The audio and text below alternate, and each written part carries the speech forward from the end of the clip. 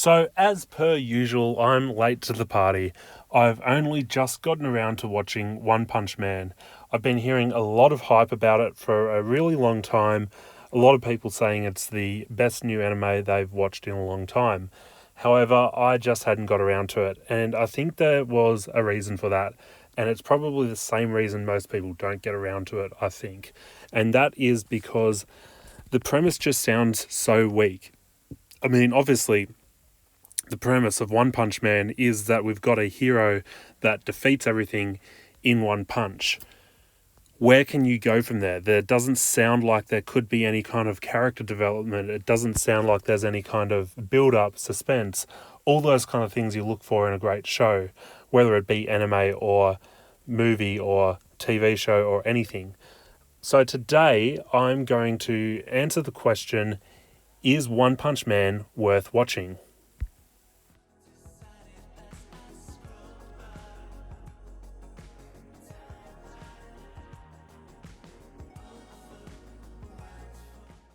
So, halfway through the first episode, it seemed to confirm some of my doubts and, quite honestly, add a few more.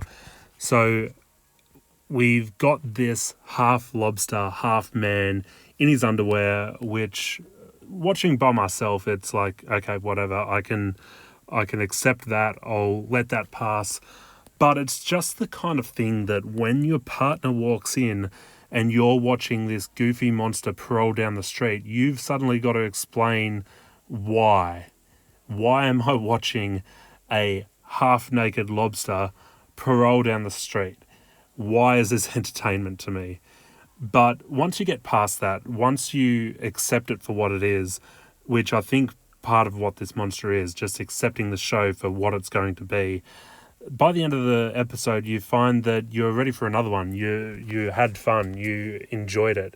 There was this dry humour to it that was just charming, really.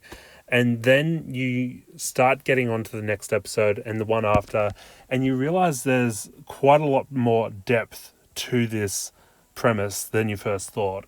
It's not just a man that's able to defeat every monster in one punch.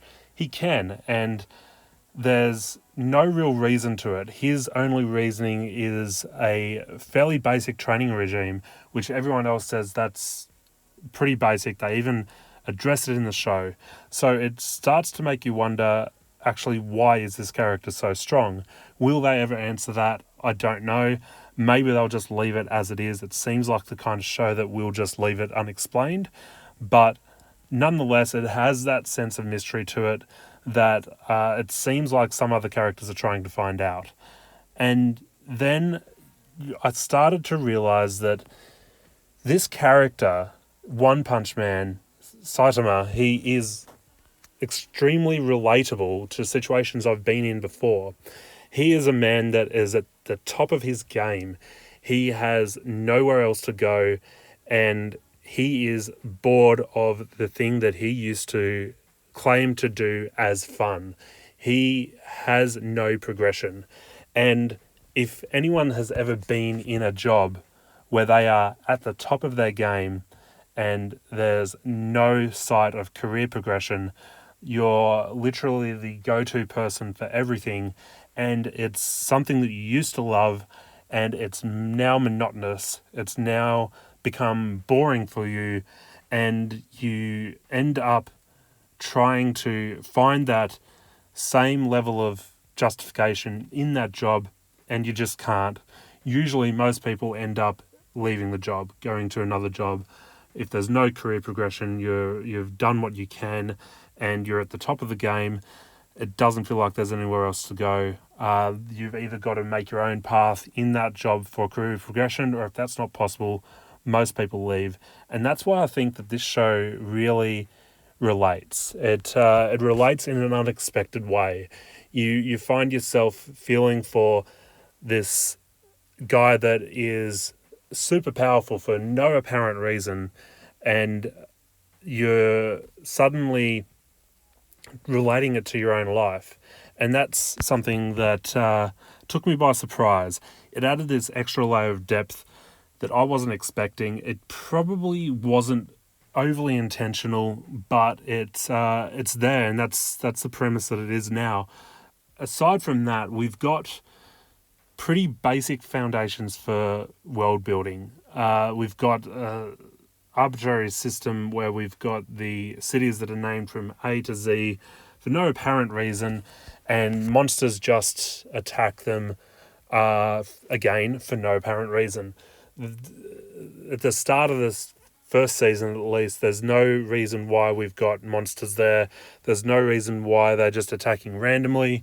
Some of them have some justification, but it's not a whole lot. But by the end of the season, we've got this world that has been built, regardless of the fact that there was very little to build on. We've got these monsters that have started to gain a bit of story behind them. And coming into season 2, we've got the introduction of the Monster Association. The monsters actually have a plan. There's a little bit more story behind it, and there's a little bit more to hook you in. So, in short, yes, this is a show that's worth watching. It's a show that will it surprised me. I don't know if it would surprise you, but it definitely surprised me, because I went in there thinking that it was going to be a very one-dimensional show.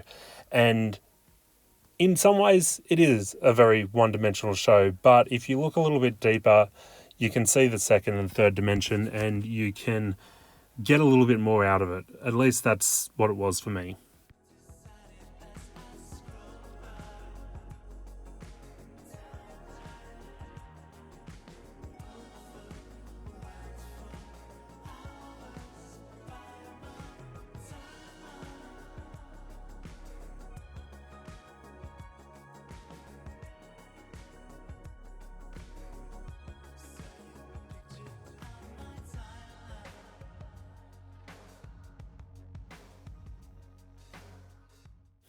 To end off, thank you so much for letting me talk through my thoughts on this show.